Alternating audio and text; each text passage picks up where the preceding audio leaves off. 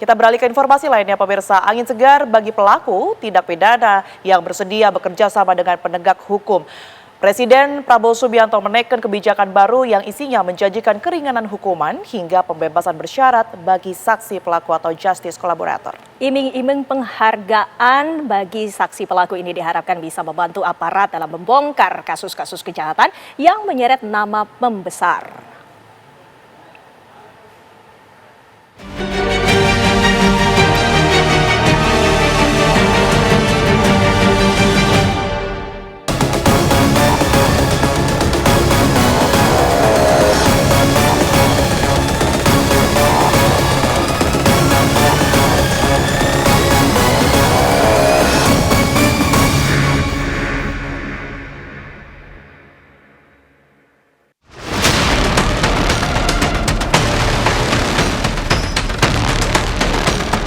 Presiden Prabowo Subianto tak main-main mewujudkan keinginannya memberangus penjahat sampai ke akar-akarnya. Prabowo resmi merilis aturan bagi siapapun pelaku kejahatan yang mau bekerja sama dengan aparat untuk membongkar kasus, maka ada hadiah dari pemerintah. Penghargaan itu berupa keringanan hukuman hingga pembebasan bersyarat. Tujuannya tak lain untuk menekuk dalang tindak pidana yang selama ini berlindung di balik kekuasaan dan uang hingga sulit diseret ke meja sidang. Ini memang agak masih baru di Indonesia, tapi ini udah lama di luar Indonesia. Di Amerika misalnya itu sudah sekitar 40 tahun yang lalu, pemerintah Amerika memberi kesempatan kepada siapa yang merasa sadar bahwa ada kejahatan, dia membongkar sendiri dengan sukarela, termasuk menunjuk siapa saja terkait dengan kejahatan ini dan bersedia untuk mengaku seutuhnya. Nanti pemerintah menindak sendiri yang lain, termasuk dia akan dilindungi. Kan dia membuka rahasia kejahatan, dia akan dilindungi. Kemudian diberikan kompensasi tentang kondisi ketika dia ditahan sebelum diputus pengadilan. Dia akan diberi kemudahan-kemudahan lain dan fasilitas lain yang isinya meminta dia untuk mengaku atas semua kejahatannya, mengembalikan semua hasil kejahatan, termasuk siapa saja teman-temannya atau dia tahu juga melakukan bersama-sama, dan mereka akan dikejar oleh pemerintah untuk bisa dikembalikan hasil kejahatannya. Instrumen hukum yang menjadi kado bagi pelaku tindak pidana itu tertuang dalam Peraturan Pemerintah Nomor 24 Tahun 2025 tentang penanganan secara khusus dan pemberian penghargaan bagi saksi pelaku. PP yang diteken Presiden Prabowo pada 8 Mei 2025 itu berisi petunjuk teknis pemberian penghargaan kepada tersangka, terdakwa, dan terpidana yang bersedia kooperatif mengungkap kasus dengan penegak hukum. Justice kolaborator yang bersedia memberikan kesaksian dijanjikan perlakuan khusus, mulai dari pemisahan tempat penahanan dengan tersangka, terdakwa, dan atau narapidana yang diungkap kejahatannya.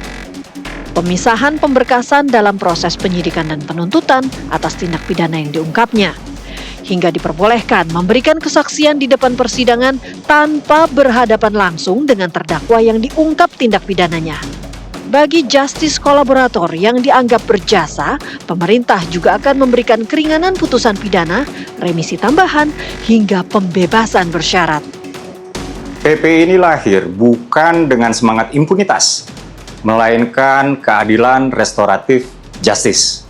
Negara dalam hal ini tidak menutup mata atas kejahatan yang terjadi, namun negara membuka ruang bagi saksi pelaku yang bukan pelaku utama tentunya dan bersedia bekerja sama dengan negara atau penegak hukum untuk menjadi bagian dari solusi. Dan ini terutama dapat dilakukan untuk membongkar kasus-kasus besar seperti korupsi dan juga kejahatan-kejahatan lain yang sifatnya terorganisir. Lantas, apa implikasi hukum dari peraturan pemerintah tersebut? Akankah membuat pengungkapan kasus oleh para penegak hukum menjadi semakin mudah?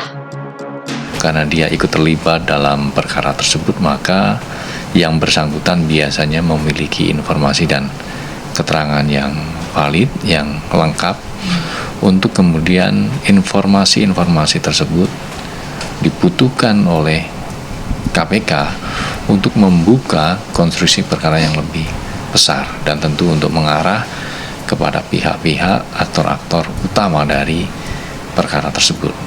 Harapannya kita bisa menuntaskan ya perkara ini dan kita bisa melacak secara utuh begitu, baik peran-peran dari pihak dalam perkara tersebut ataupun aliran uang hasil tindak pidana korupsi.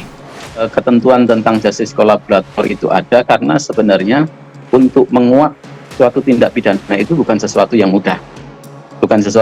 Maka instrumen penyadapan, instrumen juga justice kolaborator itu diperlukan agar bisa menguak seterang-terangnya. Oleh karena itu, karena ada orang yang bersedia menyediakan dirinya untuk menjadi justice kolaborator, undang-undang harus mengakomodasi. Serigid apapun aturan, kalau kemudian integritas tidak baik, ya maka yang namanya sapu kotor bisa jadi tetap sapu kotor. Pemberian status saksi pelapor atau justice kolaborator kepada pelaku tindak pidana memang bisa menjadi peluang membongkar kasus kejahatan yang menyeret nama pembesar. Pasalnya, pada sejumlah kasus yang melibatkan kekuasaan, banyak tersangka yang tidak berani mengungkap nama si dalang karena alasan keselamatan diri dan keluarga. Sehingga aparat hanya mampu menangkap pelaku di tataran pelaksana lapangan.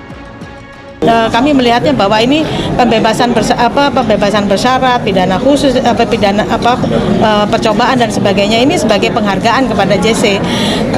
Kita melihat juga dalam berbagai kasus JC ini susah sekali kita dapatkan, bahkan peran JC itu sangat besar untuk mengungkap kejahatan.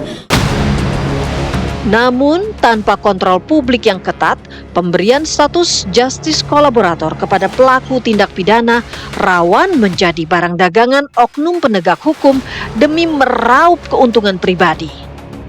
Dan untuk memastikan agar tidak ada dalam tanda kutip main mata antara oknum penegak hukum dengan saksi pelaku, maka PP ini sudah menetapkan secara firm kriteria-kriteria untuk menjadi justice kolaborator.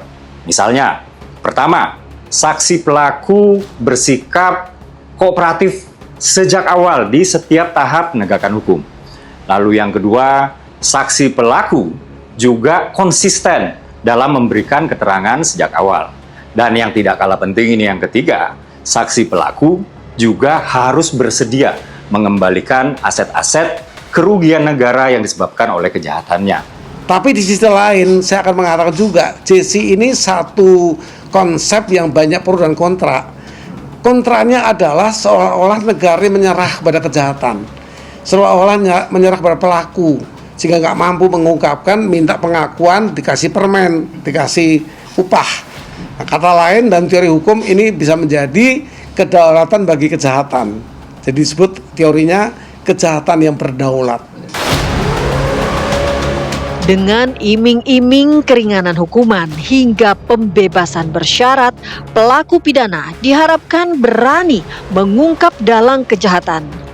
Namun, status justice kolaborator tentu jangan sampai diobral murah dan justru berpotensi memunculkan saksi pelaku abal-abal demi bisa meloloskan diri dari jerat hukum.